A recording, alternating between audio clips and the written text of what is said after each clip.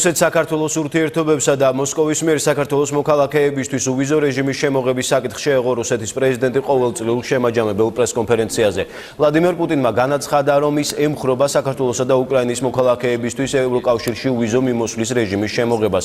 მან რუსეთსა და საქართველოს შორის არსებულ სავიზო რეჟიმზე ისაუბრა. პუტინი არ გამორიცხავს, რომ საქართველოს მოქალაქეებისთვის შესაძლოა უვიზო რეჟიმი აღდგეს. მან ასევე განმარტა, რომ აღნიშნული უნდა მოხდეს ტერორიზმის წინააღმდეგ ბრძოლის ერთობლივ საფუძველზე, რათა უვიზო რეჟიმის შემოღებით უსაფრთხოებას პრობლემები არ შეექმნას.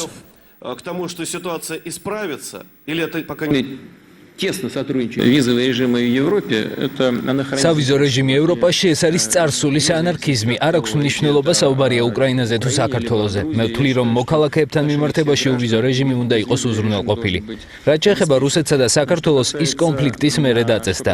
მინდა აღვნიშნო, რომ ჩვენ არ ვართ დამნაშავე. ჩვენ არ დაგვიწყია საბრძოლო მოქმედებები სამხრეთ ოსეთში, მაგრამ საბოლოო ჯამში უნდა ვიფიქროთ ურთიერთობების ნორმალიზებაზე. არ გამოვრიცხავ დაბრუნებას უვიზო რეჟიმისკენ საქართველოს მოქალაქეებისთვის. ვფიქრობ, ამისთვის ყველა საფუძველი არსებობს. მით უმეტეს, რომ ჩვენ ვხედავთ გარკვეულ სიგნალებს საქართველოს მმართველი სტრუქტურებიდან.